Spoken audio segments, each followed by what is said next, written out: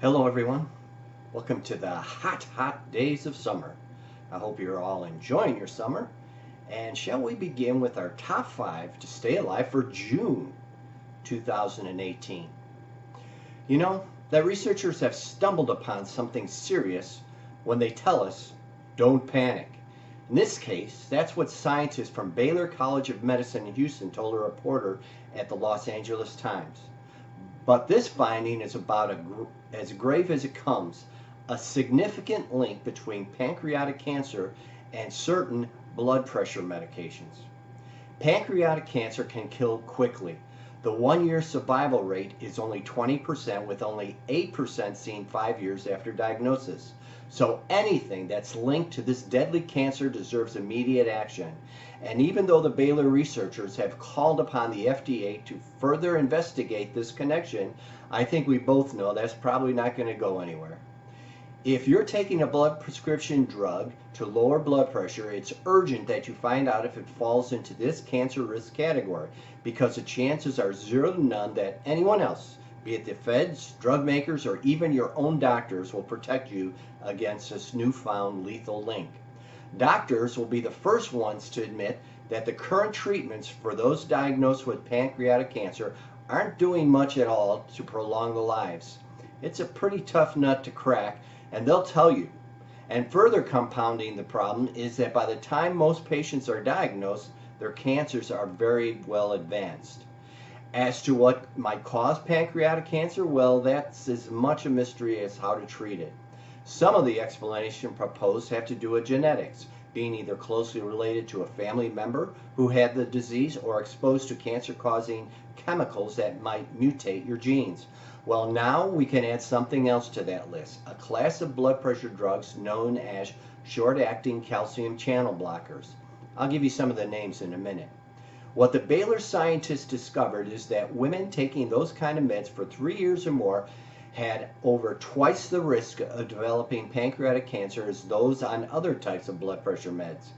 And as to why these drugs appear to be connected with pancreatic cancer, that's another unknown. The best these scientists could tell us is that the meds probably set into motion a complex chain of action, one that might increase inflammation all over the body. Brand names for those short-acting calcium channel blocker drugs include Procardia, Adalit CC, Caridine IV, and Cardizem. They're also found under generic, Certainly, if you've got one of those meds in your cabinet, you need to contact your doctor ASAP about getting off it. And before you inquire as to which prescription drug might be safer, there's something else you should be asking. Do I really have high blood pressure in the first place? Just because you've been told that your blood pressure is high doesn't mean that you need drugs to lower it. In fact, they may not be the case at all. For example, the well-known white coat syndrome is another reason. You know, you step into the doctor's office, they put that cuff on you, and you always are going to come out 10 milliliters higher. So don't worry about it. And what does the doctor say? Yeah, you've got to take a blood pressure medicine the rest of your life. And last but certainly not least, there's the matter of what your doctor considers high blood pressure. Several years ago, top doctors in the field said that a reading of 150/90 is perfectly fine for people over 60. For those under 60, going up to 140/90 is also okay. Best of all, several clinical studies have proven that arginine-derived nitric oxide is found in the Cardio for Life is the best natural calcium channel blocker out there. Both accomplish the same thing, which is vasodilation, relaxing the blood vessels. But taking Cardio for Life, you won't have to worry about pancreatic cancer or any other of those side effects. Topic number 2. It's a combo that makes about as much sense as fanning a fire to put out flames or setting off in a sailboat during a hurricane. But despite this fact that doctors know full well how dangerous this pair of drugs can be, it hasn't slowed down the prescribing one bit. And the most frightening part, most patients have no idea their lives are in grave danger. That's why knowing exactly what you're being prescribed has never been more important. You would think that with all we know at this point, no doctor in their right mind would ever prescribe an opioid along with a class of drugs known as benzodiazepines benzodiazepines or benzos. Benzos, such as Valium and Ativan, are risky meds given out like candy to treat anxiety. Put one together with an opioid and it easily can become a poison pill. But shockingly, doctors do it all the time. As a former assistant surgeon general explained, the combo can act like a dimmer switch on the central nervous system, causing your breathing and heart to slow down and ultimately to stop.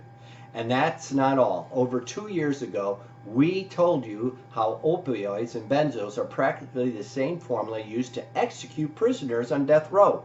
Yet doctors are still prescribing these two drugs together. The crucial bottom line is this. If you find you've been prescribed an opioid, any opioid, and a benzo, your life may depend on finding out how safely to get off at least one of them, if not both. So the first thing to do is to check your medicine cabinet. The big names you might recognize includes Vicodin, Nocor, Oxycontin, Percocet, and Demerol.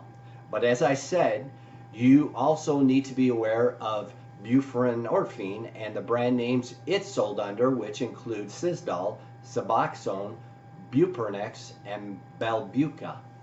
These meds can come in many forms, including pills, liquids, skin patches, and strips that dissolve in your mouth. Benzo drugs also go under many names, some of them top ones being Xanax, Valium, Halcion, and Ativan. It's impossible to know how many lives this combo has already taken, but by sharing this information far and wide, perhaps we can stop this deadly duo once and for all. Ladies and gentlemen, topic number 3. Farxiga, Invokana, Trulicity, and Jardiance seem like words from some foreign language, unless, of course, you've been diagnosed with diabetes and you see these on television almost every evening. Then the names of those type 2 meds roll right off your tongue. But there's a household name in the world of vitamins, one that can keep you from having to take a crash course in learning about all those drugs with unpronounceable labels. It's none other than good old vitamin D. I'm sure you've heard a lot about how this sunshine vitamin can protect your bones, and as a top 5 subscriber, you know that it can also guard your health from head to toe. Now comes confirmation of another way vitamin D can keep you healthy, and it's by helping to prevent one of the most common and damaging conditions out there, a disease that has hit over 30 million Americans. And even if you think you've heard everything there is to know about the benefits of vitamin D, this is something that's just too important to miss. It seems as if everyone is being diagnosed with diabetes or told that it's right around the corner. But there is something you can do to fight back. A new study by researchers from the University of California, San Diego School of Medicine, along with those at the Seoul National University in South Korea, has found that keeping your vitamin D levels up may be the simplest way to dodge this devastating disease. The difference between the type 2 haves and the have-nots in the study appeared to be directly associated with blood levels of this sunshine vitamin. When those levels were above 30 nanograms per milliliter, their diabetes risk was lowered by over 60%. And even better, the subjects who had vitamin D amounts over 50 nanograms per milliliter were 80% less likely to develop type 2 diabetes. Of course, you know that vitamin D supplements are inexpensive and easy to obtain, as is sunshine for some of the year anyway, for those of us that live in the north, which your body converts to vitamin D when it hits your skin. But here's where it gets tricky and where you might very well be shortchanging yourself. The official recommendations for what is considered a sufficient amount of vitamin D in your blood had been flip-flopped more times than pancakes at IHOP. Back in 2010, for example, the Institute of Medicine decided that a reading of 20 nanograms per milliliter was just fine.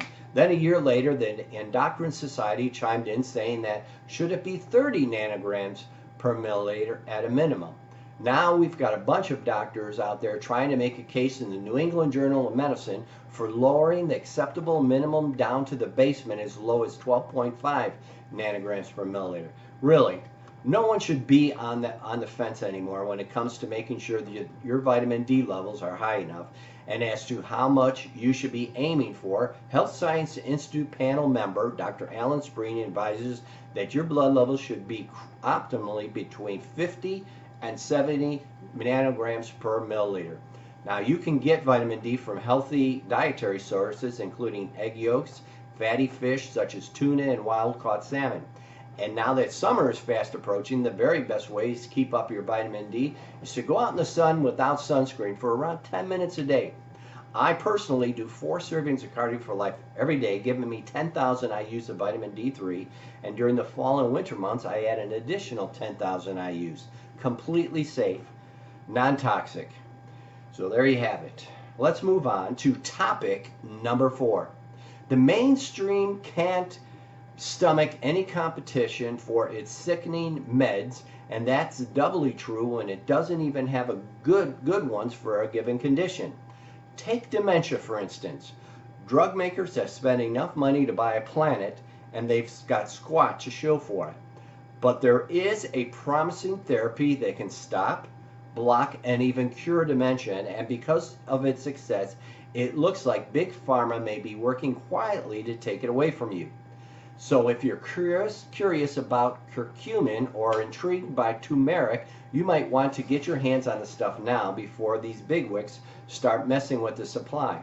Curcumin, the compound tucked away inside an Indian spice called turmeric, can do 2 things that most drugs can't. First, it can easily slip through the blood-brain barrier, which generally blocks most compounds from getting inside. Even a promising drug can fail if it can't cross through the protective layer.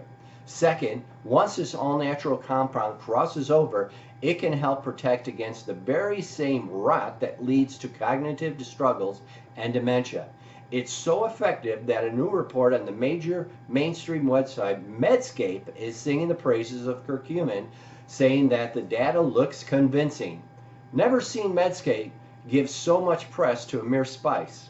On the one hand, maybe I should be tickled pink. It sounds like mainstream is ready to recognize the potent non-drug therapy as a better option than all of its failed experiments combined. But this information isn't new. It's old hat. Scientific evidence does back the benefits of curcumin, not only for the prevention and even treatment of Alzheimer's, but also for beating back cancer. But much of the research mentioned has been around for years. Okay, maybe the mainstream only just got around to climbing on the bandwagon despite the decades of research proving the benefits of curcumin, but I'm suspicious. Could Big Pharma be cooking up a version of turmeric that can patent and then sell as a drug at 30 times the markup or more to desperate dementia patients? After all, it wouldn't be the first time. Been there, done that. A few years ago, those industry fat cats got the FDA to approve omega-3 fatty acids as a drug, only to try and bully their way into the market and charge more than $300 a month for their version of fish oil. And while the real deal remained on the market in the case of fish oil, the industry has tried to push off other natural supplements in order to clear out the competition. Case in point, you might remember red yeast rice. It contains a natural form of the compound in a statin drug, and once the drug was approved, some forms of red yeast rice was pulled for being contaminated with an unapproved drug. Yes, get this, it was contaminated with itself. And Big Pharma could be getting ready to do it all over again with curcumin. Maybe I'm wrong. Maybe this is all just one big happy coincidence, but many of Big Pharma's most profitable drugs are nothing more than man-made imitations of natural treatments and cures with the added bonus of dangerous side effects. And that means that curcumin could be the next victim on the copycat conspiracy. Don't wait for one of Big Pharma's half-baked attempts to recreate one of the most powerful natural cures available. At the moment, curcumin and turmeric are safe, cheap, and easy to find. I formulated Health Guardian Flex for joint and muscle pain, and it contains curcumin as a pain reliever. I take a serving of Flex mixed with a serving of Orange Cardio for Life, put it in the Health Guardian shaker, shake it up, and enjoy drinking it while I'm watching TV before bed. I take it strictly for preventative reasons. You know the saying, you can pay me now or you can pay me a lot more later. And finally, ladies and gentlemen, topic number 5. While the best minds in the world have been able to get a man to the moon and back, see our exact locations via GPS device, create a TV as thin as a matchbook cover, and make robots a reality, certain discoveries have remained elusive. A cure for cancer is one. And what about heart disease, which still kills close to 1 million Americans every year? And how is it that high blood pressure, cholesterol, or diabetes requires lifelong pharmaceutical intervention? Sure, there are treatments, but I'm talking about cures.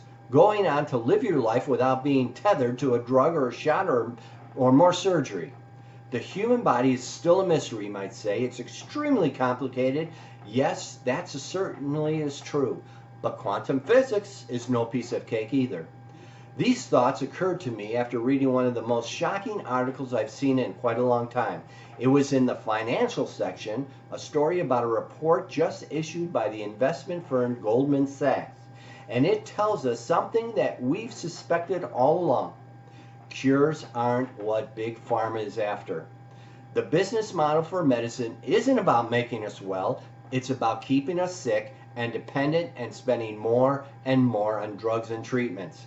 I guess Big Pharma realized somewhere along the way that our trust in the ethics of drug makers is at the bottom of the barrel. So it did what any other business with millions to spend on advertising would do. It went directly to Madison Avenue to get a spine-tingling commercial complete with music and dramatic voiceover, made to prove how sincere and caring these multi-billion drug companies are. But it took financial analysts to be able to tell the real story, and while what they said wouldn't make for a very good television ad, they hit the nail on the head. When it comes to making money, cures don't pay. As an example, the Goldman Sachs money men cited the drug Harvoni. This med, while it can come with some serious side effects, does something most drugs can't.